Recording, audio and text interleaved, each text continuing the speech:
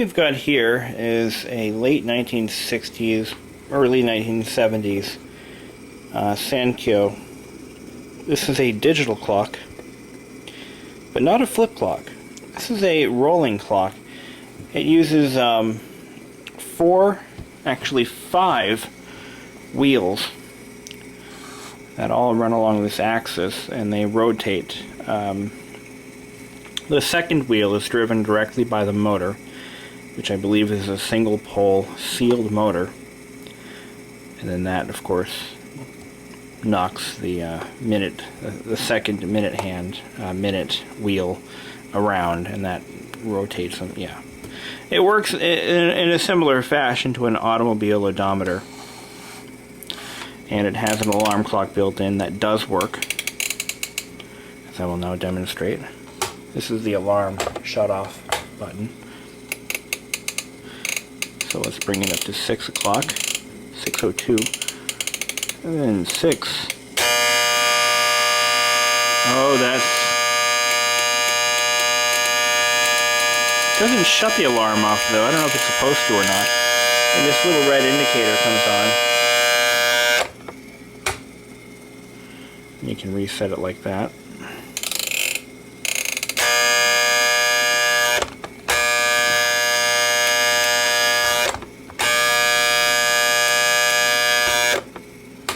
Yeah, there we go.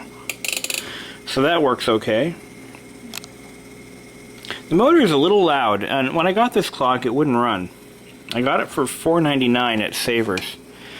It wasn't this clean either. I actually cleaned it pretty thoroughly, inside and out, but I'm going to clean it again. I didn't have access to water at work when I, towards the end of the day when I was working on it, but I'm going to rinse out the inside of the whole thing with hot water and make it look new again once I get the mechanism out. It was missing a screw. One of the screws that holds the mechanism in place was missing, so it was kind of flopping around inside. So I bought it. It was a gamble because I didn't know if the plastics were busted up inside too, but it turns out the thing was in perfect condition, just as you see it. But let's go ahead and open it up and I'll show you what it looks like inside. As I was saying, hey, here's how you adjust the time. The center knob rotates the minute wheels. It is the ugliest color I've ever seen. This is like Harvest Gold, which is a very popular color during the 1970s and late 60s. But as I was saying, it didn't run. The motor was actually frozen, and you can hear it. It's quite loud. So obviously, whatever lubrication was in the gearbox has been, either vaporized or worn out. God knows what. But I did free up the motor, and it's been running fine. It's even keeping perfect time. I had it running for like half an hour. It stayed within precise parameters. Let's pop it open. So there's the mechanism, just a stamped steel unit, and here we have our minute and hour wheels, our second wheel, and this is our alarm wheel.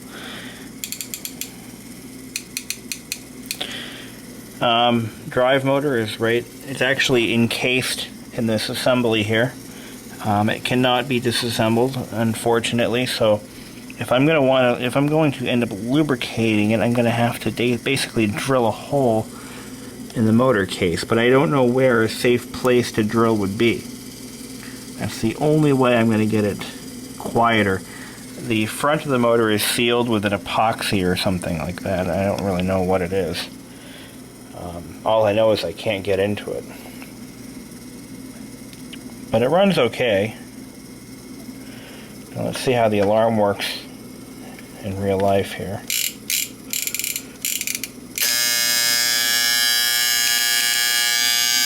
So yeah, it just runs off this. It runs off the motor winding. That's all it does. Now this is probably a hot chassis, so I'm not going to touch it with my fingers. And by doing that, I reset it effectively. Actually, you know what? I'm going to check something here. Let's get it going again.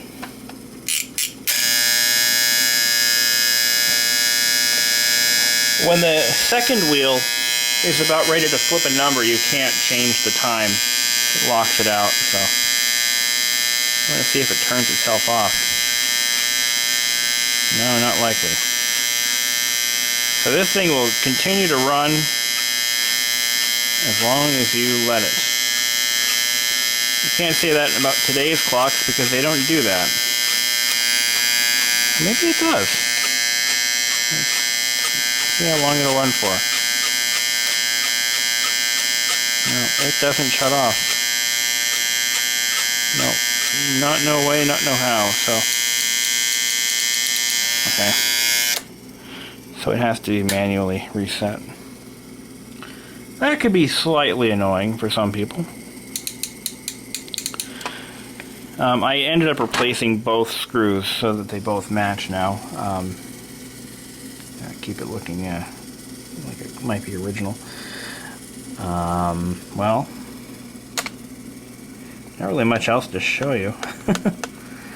Other than it's way cool.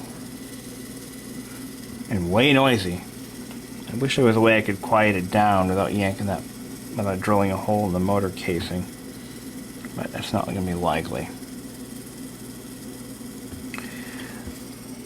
That's really all I have to show you. I mean, I really have nothing much else to talk about. I did check to see what these are going for on eBay, and it's really all over the map. I mean, some of these are selling for over $200, while others are only selling for $9 in the same condition. So it really is one of those deals where you have to have one that somebody wants at the right time.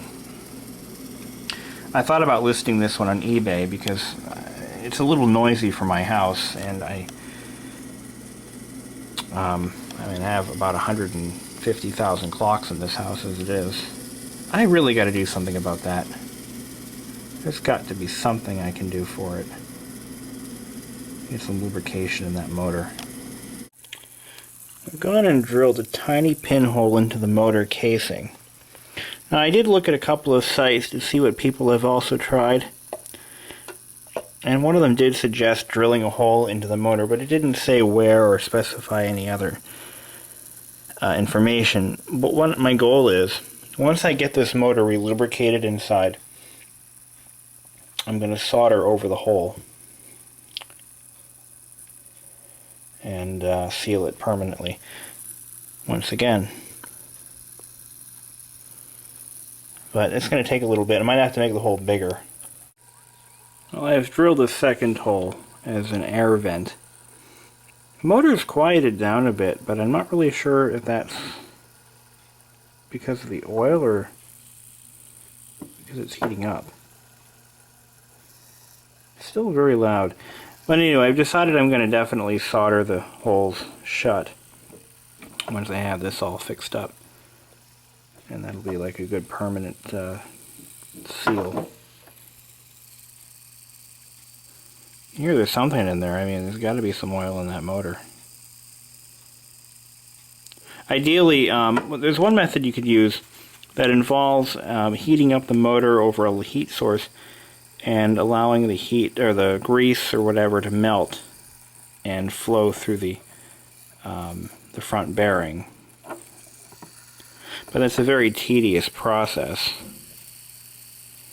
that may or may not yield results. But the oil is getting in there somehow, so add a few more drops. It takes a while for it to get into the motor itself.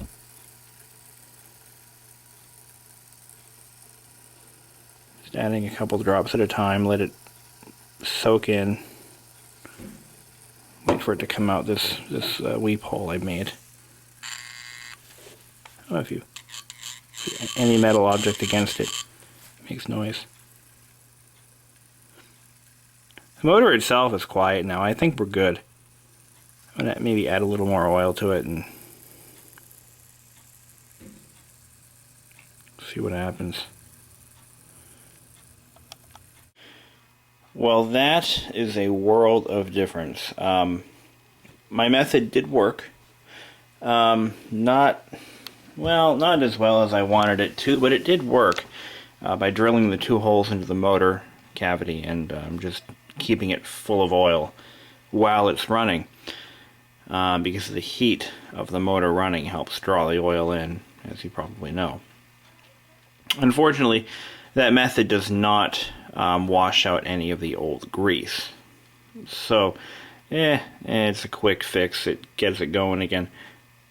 And this thing is almost inaudible. I mean, I can hear it, but nowhere near as loud as it was. To plug up the 2 holes, I tried solder.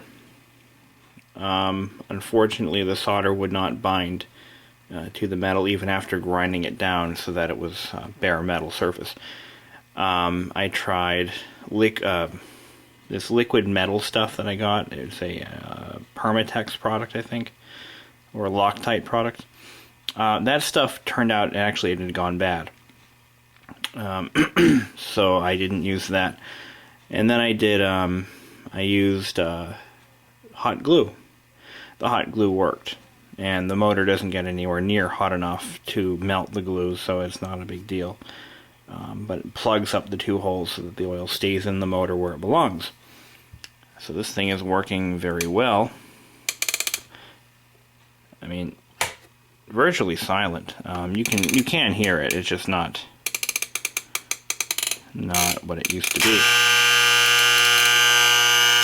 The alarm works pretty well. You can see there's a little indicator in the front here when the alarm is on and off. I also washed the dial in hot water so that all the dust is gone. Really, it was a good find. I paid $4.99 for it. I've got maybe an hour's worth of my time just fixing it up. I'm not planning on selling it now that I got it quiet. I'm going to probably hang on to it.